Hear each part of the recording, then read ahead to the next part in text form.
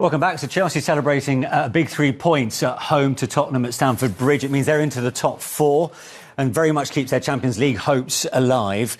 Did they do just about enough then for you, Glenn, to warrant the 3 points? Oh, yes, tonight, yeah. On that performance over the 90 minutes plus, it was a lot of plus. They did enough. They did enough. You know, they were the dangerous team. They're the ones that created a lot in the first half. And then what the manager did, let's put three at the back. Let's put the big guys in because they thought Spurs might launch a few balls in there. Didn't actually do as much as I thought they should have done, right at the death there. But they dealt with everything that Spurs, threw at them. And it was only one chance, really, right at the very end when Johnson got on the outside, crosses it through that 6-yard box where Son might have scored and Sanchez made a recovery save. Other than that, you can't really say that Spurs created any really other good chance. They really didn't. Chelsea were in control of that game, most of the game. Yeah. Half chance from Mickey van der Ven, wasn't it? A little scrappy thing in the penalty area, he hits it into the ground.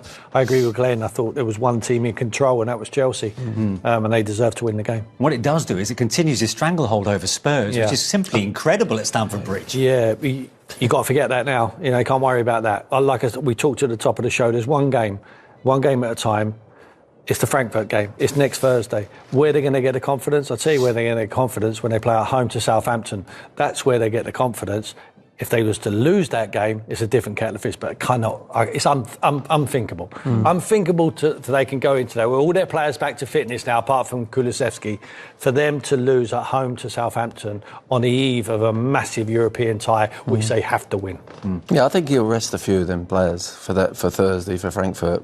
Definitely. Van der Ven, he brought him off pretty right at the end there. Didn't want to take any risks with him. No, because it has backfired before, hasn't it? Of course. So he needs to get his number one team, his strongest team out there for the Thursday. Yeah. And let's face it, the squad that they've got, they should be able to go out against Southampton, who are virtually down, playing at home. You should get through that tie, that game and win the game. Well, we'll talk more, I suppose, mid-term in terms of Spurs and Ange Postecoglou, where it leaves him between now and the end of the season. But took Chelsea, 4 minutes of the second half, Glenn, to get the match-winning goal, Enzo Fernandez. How did he find the space to make this header count? Well, what it was, he goes into the penalty area and he's waiting for the ball to go out. He goes out and then he drifts. He just drifts on the blind side of Van der Ven. He hasn't had to make a cute look. We're watching here. We circle him. Look, Van der Ven's there. Romero's got Jackson there, and it just makes a subtle little run on the blind side. And if you don't open your body up there as a defender, you don't see him. Van der Ven, for whatever reason, has gone across to Romero's guy. And Jackson? He's gone to Jackson, where he was lined up nicely to be there, and he would have headed that away if he does his job well. And at the end of the day, it's a decent finish, but it was an easy finish for him. He's got a real problem, Glenn, hasn't he, Mickey van der Ven? As soon as he can see... Enzo can see his number, you've got a serious problem. He's drifted behind him, cannot see him, and it's a fantastic header. He drifted into the box time and time again tonight. He's a better number 8, he's not a 6. They've got Caicedo to do that job. Yeah. He puts the shift in, he gets back, he gets up, and he's a goal threat. I think he's fulfilling his potential. I know he's won things. I think he's a major player for them in the future, but they have to build around him. What did you make of the Spurs defenders and their body language at the point that ball goes over? Well, I thought all night. I sing the praises of Mickey van der Ven all of the time. I think in straight lines, when the ball's in behind him, he recovers. I think he's very good. He's dynamic the way he recovers. I think he can still improve. He's still developing. I think from crosses, he's not the best, and it showed it there tonight. It's highlighted that. But you need to keep developing. Just because they're in the first team doesn't matter. You need to keep showing them. Keep showing the positives, showing the negatives, and they've got to take it on board. And at the moment, I think Mickey van der Ven can improve in them situations. I think it's only him. He has to hold his hands up there, and so it's drifted off the back of him. His problem is, like any defender, Tim, is that he's looked to the ball. I used to say to defenders, when it's acute to you, when the ball's in front there, that's one thing. You can see the attack. Once it goes acute and there's a cross come in, if you look at that ball more than 2 seconds without having a look, readjusting over your shoulder, looking... We talk about midfield players, good midfield players, knowing the picture, looking over your shoulder, having your wing mirrors on. It's the same for defenders, to actually open your shoulder up, have a little glance. Where's he gone? Has he pulled off me? Have I got him? No, he's looked at the ball, and he's looked at the ball, and he's looked at the ball. Yeah. He hasn't got a clue where the attacker is. Is it rustiness? Perhaps, yeah. I mean, there was a few of them in there who have not played a lot, but you could say the same for Chelsea as well. They had a few players in there. I mean, he's lasted 74 minutes or whatever, Nicholas Jackson, maybe even longer. Cole Palmer stays in there. I think you can't take away from the quality of the cross as well. He just lends it in there with his left foot, doesn't he? Doesn't just whip it aimlessly across. He knows exactly where Enzo's going to end up, and he puts it on the spot, and it's a good header. 6 minutes later, it felt like the contest was almost put to bed. Moises Caicedo scored this goal, but VAR, of course, intervened, and Levi Colwill was deemed to be offside. Yeah, good use of VAR. You think so? Well, yeah, 100%. I mean, once they've looked here, it's very tight. It's a toenail decision again, which I don't like, and it was a wonderful strike. But, I mean, for the naked eye, it looked like he was just offside. It took an awful long time, but as long as they get to the correct decision, that's what they did. But again, Tottenham clearing it, and there's no one winning the second ball. Caicedo's there again. He anticipates where the ball's going to fall, and it's a great volley from him. But it's a correct decision. It's marginal, though, isn't it? It's so tight. No, it's miles offside. No, I mean, that was good use of VAR, and that's what you need it there for, lines. It just took so long, didn't it? Yeah. It was a crucial decision. It was tight as well, let's be fair. I can't wait for automated offsides to come in. Because just come in, April the 12th? We can get them earlier. We can get them earlier. But it's so easy and clearer and crisp, and oh, look, it is a toenail. You can see it's a toenail. Whereas that red line, you can't tell if that line's too thick at the moment. For us, we're going, maybe it might have gone the other way. But, once that comes in, it's much clearer and it'll be quicker and let the game flow again. In the end, how much better did Chelsea look for having Jackson and Palmer back in the lineup? Yeah, improved them. Oh, you've got a vocal point up front, haven't you? Someone who occupies defenders and creates space for others. I think he looked a real threat from the first minute, when he goes in behind them. And he scares them to death with that. Automatically, they step back another 5 or 10 yards and it leaves the space for Enzo. Was it a minute in and he hit the post, didn't he? Yeah, I mean, he is a real threat. I mean, he's hit and missed the boy. You don't know what you're going to get. He's a bag of rebels. But in the end, I think he knows what he's doing. Yeah. He knows he's a nuisance, and that's what he is. Yeah. He's an absolute nuisance, and I mean that as a big positive. And that's a compliment from me. I would have loved to have him in my team. Because he can be hit and miss with the finishing. Sometimes he needs to slow himself down in front of goal, but he's a real threat behind. That's a bag of chocolates, in case anybody doesn't know what they are, but others are available. We showed the clips before the game of what they've been missing. Neto weren't going to do that run when he was playing. No. He wanted to come towards the ball. Suddenly, within first minute, we've showed them clips, he's going on the back of the defence, and as Tim says, now you're stretching the pitch. You've got a number 10 in there, a proper number 10, as in Cole, who's now going to create a lot more space for him to go and play and hurt you. Whereas Neto would be coming towards the ball and crowding that out, and then it's the number 10 that's got to go in behind. Yeah. If that's the case, that's not Chelsea. He gave them that little threat in behind, and any defender will tell you that's where they don't want. They don't want that player coming towards the ball and spinning and getting in behind. That's a nightmare for them. I did mention how maybe Van de Ven might have been rusty with the decision making for that header, but considering that Jackson was out for 2 months, I mean, there was no sign of that whatsoever. No, he looked as sharp as anything. Yeah, actually, I've got to say, he wanted to go in behind. He didn't look really fatigued, where you're thinking, oh, you better drag him off. He protected him. But no, he looked really sharp. Sometimes that happens, Your first one or two, you feel sharp. It's about the third one that you might hit the rail, and the buffers a little bit. But, that's what I'm only talking from my experience. The first one or two, I agree. If you've been out a while, is okay. You get through that. But it's the third one. And they're playing no reserve games these days. No, that's right. Yeah. They just get themselves up. The heart monitors are on. The sports scientists say, yes, Gaffer, he's ready to go. Yeah. They know their bodies more than anyone. The manager has to trust him. He's asked him. He's obviously trusted him to play 90 if he wanted to do that. I thought he played very well tonight. I really do. Yeah. And he certainly signalled his intent so early in the game. Yeah. I suppose Spurs centre-backs knew they were in for a match-up from that moment on. It's exactly what you want. Just send a message out. Yeah, exactly. That, you can try and squeeze us if you want. We know Tottenham like to put the press on. And if the Sanchez gets it out of his feet and hits it long, he goes over the top. It sent a message out that we can play both ways. If you want to go short, we'll do that. We'll go over the top as well. We've got Jackson who's going to threaten him behind. Yeah. Thought he was excellent. Right, let's get some more reaction then on that big win for Chelsea. Pitchside at the bridge for us. Levi Colwill. Levi, thanks for joining us. Well done tonight on a hard-fought win in the end.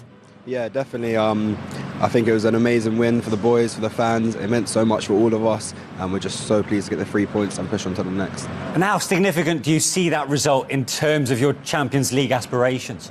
Yeah, definitely. We know Tottenham are a good side, and we've got to take every game like it's the final. And also, it's a derby. This meant so much for us and the fans, and we knew we had to go out there and give them everything. You know, there's this terrible run that Spurs are on when it comes to going to Stamford Bridge, 1 win in 40 in all competitions. Is that something that you players were wary of going into this game, almost as if it's got a hold over these Spurs players? I wouldn't say so. They've got some really good players, but so do we. And here at the Bridge, with that environment, with the fans going crazy, we got that extra push, and it showed today.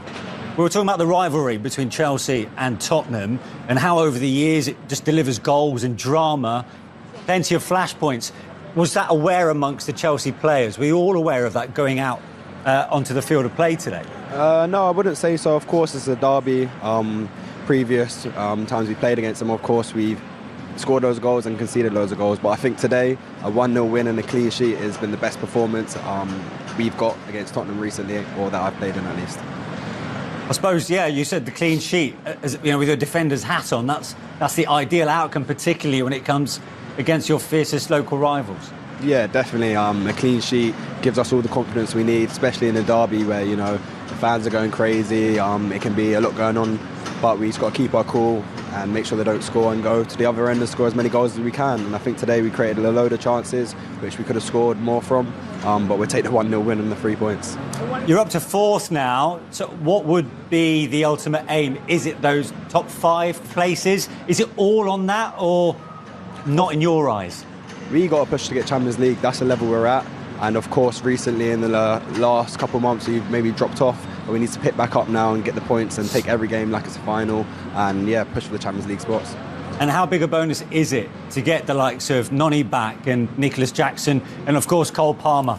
Oh yeah, these players are amazing. I think you see today Nico, he just creates chances out of nothing. And that's why he's such a good player. Noni, when he came on, gave us the energy we needed to pick us up, to get us up the pitch, got fouls, got the fans going, and we all know how good Cole Palmer is, creates everything for us when we get the ball to him. Everyone gets excited, the fans, us, because we know that he's going to cause them a nightmare and potentially score or get assists or give us another chance to get up the pitch. Levi, well done today. Thanks for joining us. Thank you very much. See you later, guys.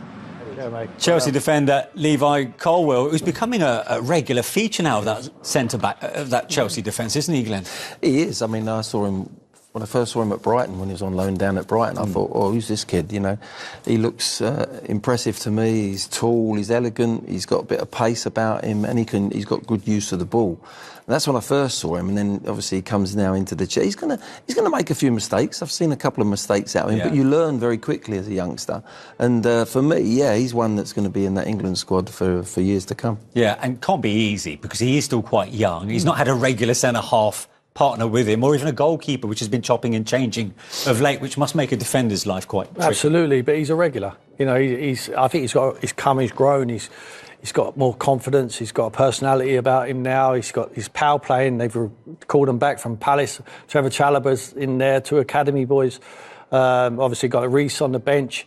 They've got a core of academy players. I think it's really important for any team to have. You can buy the superstars, you can drop them in, but as long their one's tight, but I guess factual. I could see you didn't agree with Papsar's goal being ruled out. Just tell us how you saw it. Look, it's killing the game, mate. It's not the same game it used to be. We all sat on our couches last night, watched TV, and I guarantee you if Jared Gillard was a VAR last night, would have got a different outcome. So you just don't know what you're going to get, and you're standing around for 12 minutes. It's killing the game, but no one cares about that. I think everyone loves the drama, the controversy. I'm sure there'll be 24-hour sort of discussion around it. I think that's what everyone wants. They're not interested in really that it's just killing the spectacle of the game. If the referee saw that and then he needs to see that for 6 minutes, tell me what's clear and obvious about it, mate. Just a clean explanation. What's clear and obvious about? Last night we all sat on our couches and saw one replay and gone, oh my God. Tonight we sat there and we waited for 6 minutes for something that apparently the VAR official Jared Gillard thought was clear and obvious. It's crazy, mate. It's madness, but we accept it. And when you accept something, I guess you have to take the fallout from it. So I guess part of your issue then, or a big part of your issue, is the delay. But do you think that decision's wrong? Look, Pat, you can try and force me into a corner. I'm not trying to force you into anything. You are. Did you think last night was a red card? Was it clear and obvious? Yes, okay. How many minutes did it take this referee to figure out whether it's clear and obvious? In your just basic knowledge of human, vocabulary, clear and obvious, what does that suggest to you? That on the first replay, is that clear and obvious? If you have to watch something quite a few times, is that clear and obvious? No, it's maybe not clear and obvious. I do think it's a foul, if I'm honest. Okay, all right. Well, there you go. So there you go. So the referee didn't see it. He then needs to see it for 6 minutes, but you get the right outcome, so you're happy, and that's why the game's going the way it is. And I guess people like you will continue to be happy sitting on your couches waiting for 6 minutes for clear and obvious stuff. That's fine. I don't agree with it, but that's fine. Fine. What happened with you and the supporters tonight, Ange? Well, no, because they booed the substitutions you made. Yeah. Bergvall for Sarr, and when Sarr thought he'd scored, I saw that you looked at them. You heard the chants. You don't know what you're doing. You heard that? No, mate. I don't know what you're talking about. You don't know. You don't think you looked at the supporters? No, I did, yeah. I wanted them to be happy, mate. We've just scored a cracking goal, so I wanted them to. I was listening. I wanted them to cheer because they haven't had a lot to cheer about. Fine. So that was nothing to do with the substitutions being booed. If it's a no, it's a no. I've got it wrong. Fine. First time fine. My substitutions have been booed. If you followed my sort of tenure, it's not the first time, and they're allowed to boo. But I wanted them to cheer because I thought it was a cracking goal. Yeah, okay. But look, you said in the week you did an interview with Mark Schwartz and you talked about losing a large portion of the Tottenham fans. Yeah. Is that what we saw tonight? Do you feel like you've lost some of them? I get it, Pat. You're trying really hard. That's fine. Look, you can pay. Look, you've already decided what the outcome is.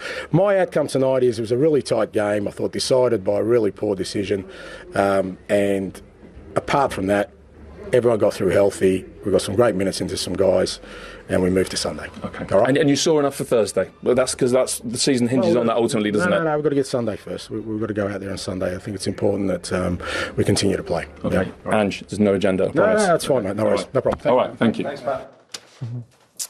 Quite clearly frustrated, Ange Postecoglou.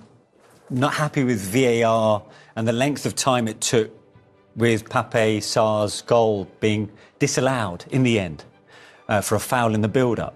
What did you make of what Ange just said there? What Ange just said? Or was it a foul? No, first of all, what Ange's reaction? Oh, he's disappointed, he's frustrated, they haven't won the game. We've been in that position. I've been exactly in that position at the Bridge as well. So it must be something to do with Tottenham managers at the Bridge. It's the emotion of the game. We talked about how big that occasion is. And it didn't go their way. But let's talk about the incident. It's a foul. Because he says it's not clear and obvious. It's a foul. It's a foul. It's not clear and obvious to the referee in full time, and it wasn't clear and obvious to us. But as soon as we see it, it didn't have to take 4 minutes. But as soon as we saw it, we could see that it was a clear foul. It was a straight leg. It was on his knee, and it's a decent strike, but the goalkeeper has to save it anyway. Yeah. And 100%, you can tell by the reaction of the Chelsea players, it's a foul. It's not an easy one, though, is it? When we first saw it, we thought, well, I think he's just pinched the ball off him. But then when you see it there, he's made contact with Caicedo, and the referee's going to see that. They didn't stop it in this position here, slow motion. That is clear and obvious that he's fouled him. Whether it's a booking and all them things is another aspect to it. That's probably why it took as long. Nothing to do with the actual foul. It took as long, 4 minutes or whatever it took, because they were looking to see whether it was a red or a yellow. So I think that's where the timing of it wasn't just the decision, is there a foul there, which Ange was saying, and I understand his frustrations, but it also took 4 minutes to get the offside when Caicedo did score at the other end. So that's okay, is it? Because you get the result. You get the decision go your way. It was 4 minutes at that end as well to work out. And that was much more difficult than the foul. I really don't care how long it takes. I really don't. I know a lot of people get frustrated with it, but I don't care how long it takes, as long as you come to the correct decision. Yeah. Like last night, they looked at it, I thought it was poor. They got the wrong decision, even though they looked at it for however many minutes it was. And they've come out and they've admitted that today. Today, they've taken their time, and on both occasions, they are correct. So you both say that's a foul by Sarr on Caicedo. Was it right also then to give him a yellow? having reviewed the incident? I don't think it was bad enough. It's not excessive force to be a red. It was high. Right. When they freeze it, it's naughty, but it's a glancing blow to his leg here. It's a glancing blow. But I honestly believe he's gone in to foul him. He's not, or maybe he's gone to poke the ball and he's just tried to shear it. Yeah. He's shielding the ball away from Papsar, and he catches him. There's no question. And the whole of the team, the Chelsea team, go up. Yeah. You can it's a giveaway. But I know they appealed. They didn't go up until the goal went in. They weren't anywhere near the referee. They weren't claiming it was a foul then until the goal went in.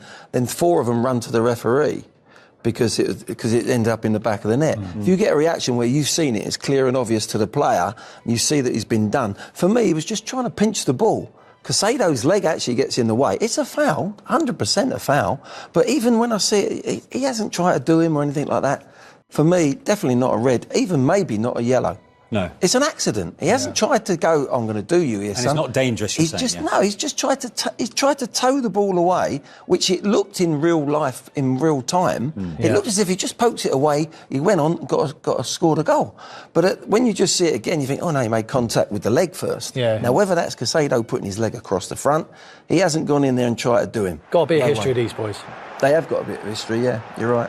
I think in the reverse fixture, I remember Casado tackling Sarr, and it was a red card in my opinion. This is it. This is the incident. Here we go. This is back in December when Chelsea won 4-3. He pokes it.